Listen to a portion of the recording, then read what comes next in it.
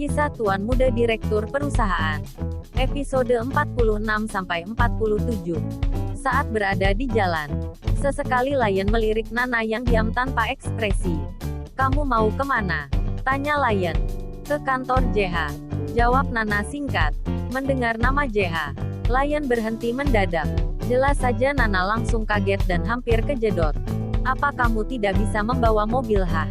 teriak Nana. Lion menarik nafas dan melirik Nana dengan tatapan sinis. Benar saja Nana langsung diam dan gemetar. Lain kali hati-hati karena itu bisa membahayakan keselamatan kita," ucap Nana.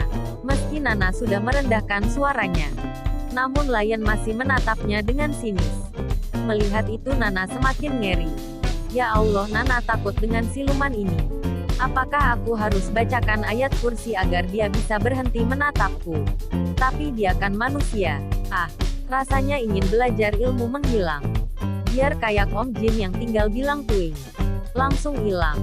Batin Nana seraya menelan ludahnya dalam-dalam. "Apa kamu sedang mengumpanku?" tanya Lion menyelidiki arti di balik kediaman Nana. Nana kaget mendengar pertanyaan Lion. "Enggak kok, aku cuman bingung aja. Kenapa kamu berhenti mendadak?" Lion memperbaiki duduknya sambil memalingkan wajah dari Nana. "Apa kamu menyukai JH?" Nana menggelengkan kepalanya. "Tidak." "Terus kenapa kamu selalu bersikap baik dan sering bertemu dengannya?" Lion mulai deg-degan menunggu jawaban Nana. Nana terdiam sejenak. "Saya rasa itu bukan urusan Anda, Tuan Kim Lion. Kamu pelayanku, jadi aku harus tahu itu," jawab Lion dengan santai. JH adalah lelaki yang ramah dan baik. Dia sopan dan menghargai perbedaan di antara kami. Dan itu membuatku senang berteman dengannya, jawab Nana sambil tersenyum. Lion menyeringai ke arah Nana. "Bagaimana denganku?" Mendengar pertanyaan Lion, ekspresi Nana menjadi rumit. Dia menjepit alisnya dan menaikkan sebelah bibir atasnya tanpa Lion tahu. "Kamu itu lelaki yang paling kejam. Tidak akan ada yang tahan ada di dekatmu. Kamu siluman berdarah dingin. Aku pastikan tidak akan ada wanita yang mau jadi kekasihmu. Amit-amit cicing bayi," batin Nana. "Kenapa kamu diam?" Lion mulai tidak sabar menunggu jawaban Nana yang masih terdiam. Nana melirik Lion yang masih diam mematung. Tiba-tiba dia merasa tersihir dengan ketampanan Lion. Tapi sebenarnya dia sangat tampan kalau lagi diam, batin Nana. "Aku tahu kalau aku tampan. Jadi jangan menatapku begitu. Cukup jawab pertanyaanku." Lion tersenyum jahil melihat Nana. Nana terkejut dan merasa ingin muntah mendengar perkataan Lion. Namun bagaimana Lion bisa menebak apa yang baru saja dia katakan dalam hatinya? Kamu itu." "Cukup." Lion menghentikan perkataan Nana. Karena dia sudah bisa menduga duluan apa yang akan dikatakan Nana. Nana merasa frustasi melihat sikap Lion yang berubah-ubah. Secara Lion menurutnya mulai aneh dan kekanakan. Tepat saat itu, handphone Nana berbunyi. Dan itu dari Park JH. Lion mulai kepo ketika melihat Nana senyum melihat pemanggil itu. "Siapa?" tanya Lion. "Bukan urusanmu. Sudah jalan saja. Jangan ganggu orang." Tanpa sadar Nana bicara begitu santai dengan Lion. Parahnya Lion merasa senang. Karena itu untuk pertama kalinya Nana bicara santai sambil tersenyum ke arahnya. Tanpa tanya banyak, Lion langsung menjalankan kembali mobilnya. Namun sesekali Lion memasang telinga baik-baik, berusaha mendengar suara si penelpon. Tapi sayang suaranya terlalu kecil. Maklum saja handphone Nana adalah handphone lama dan sudah sering diservis. "Aku tidak bermaksud cemburu. Aku hanya penasaran kira-kira siapa orang aneh yang menelpon gadis menyebalkan seperti gadis ular ini," batin Lion. Ketika Lion sibuk membatin, Nana melanjutkan obrolannya dengan JH. Setelah beberapa menit basa-basi, "Nana, maaf hari ini kita tidak jadi ketemu. Soalnya aku ada urusan penting. Besok kita jadwalin lagi ya." "Oh tidak apa-apa. Kalau boleh tahu urusan penting apa ya?" "Perempuan yang paling cantik dalam hidupku ingin bertemu denganku. Katanya dia lagi rindu." Mendengar perkataan JH, entah mengapa ada sedikit rasa tidak enak dalam hati Nana. "Hehe, iya, hati-hati di jalan kalau begitu." Setelah menutup telepon, Nana berubah cemberut. Ada apa? Lion mulai penasaran melihat ekspresi Nana. Nana melirik Lion dengan wajah sendu. Besok kamu mau makan apa? Lion mengerutkan keningnya dan tertegun mendengar pertanyaan dan suara Nana yang mulai melembut. Apa kamu mau makan malam bersamaku malam ini? Tanya Lion. Nana mengangguk. Tapi kamu yang traktir. Tentu. Karena aku tahu kamu tidak punya uang. Jawab Lion. Nana menjadi kesal. Kalau udah tahu tidak perlu diperjelas kali. Baiklah. Kalau begitu sekarang kamu pulang ke rumahku. Nanti kita berangkat dari sana. Kata Lion. Aku harus ganti baju. Tapi kakiku masih sakit. Gimana dong? Nana menunduk sedih. Kamu tidak perlu khawatir. Aku sudah siapkan semuanya. Nanti malam kita akan makan malam.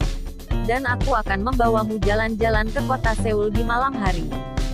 Untuk pertama kalinya Lion bicara banyak dan santai sama Nana.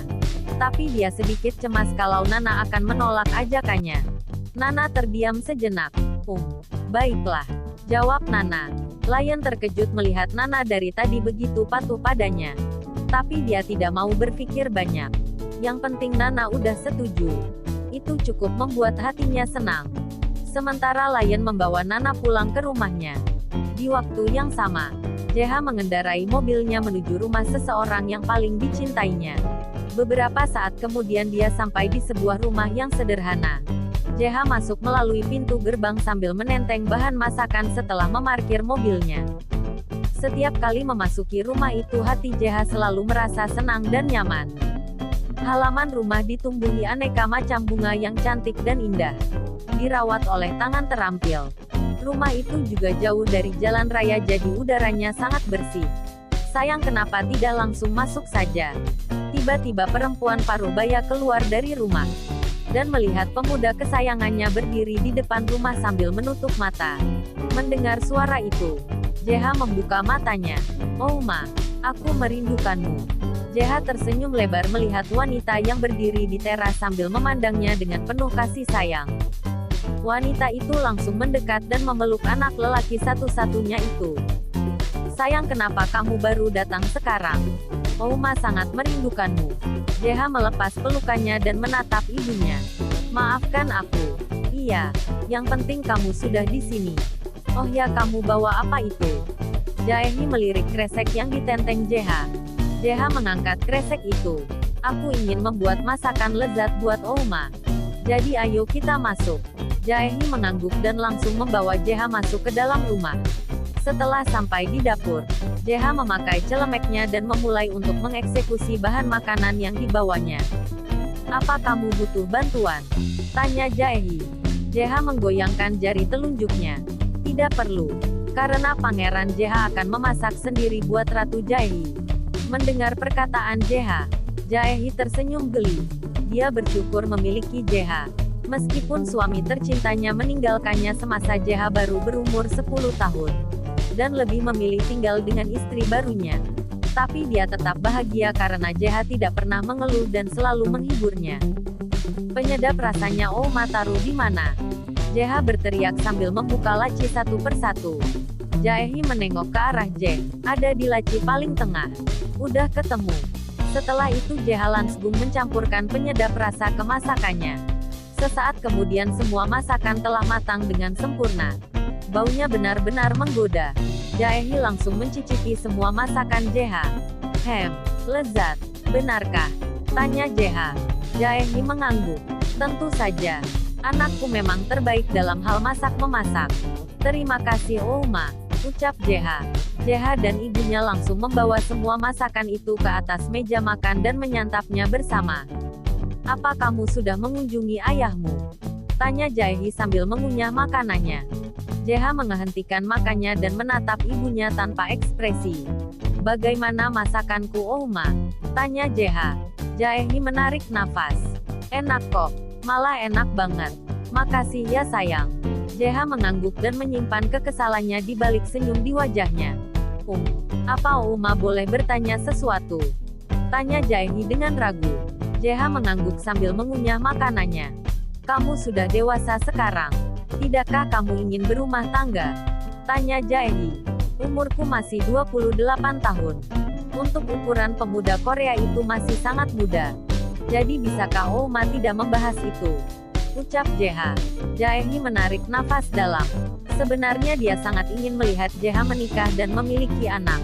Akan tetapi dia tidak bisa memaksa JH untuk mewujudkan keinginannya. Oh baiklah. Kalau begitu ayo lanjutkan makannya. Ucap Jae-hee dengan sedikit kecewa. Sebenarnya JH tahu keinginan ibunya. Tapi dia tidak bisa berbuat apa-apa. Karena yang dipikirkannya adalah bagaimana dia bisa mengambil hak ibunya. Yang masih sah sebagai istri dari ayahnya sekaligus melepaskan ibunya dari ikatan ayahnya. Selain itu dia juga masih bingung dengan perasaannya. Jadi bagaimana bisa dia mengambil istri? Sementara hatinya masih bingung. Tidakkah itu terlalu kejam buat si wanitanya? Malam itu JH menghabiskan waktunya menemani ibunya.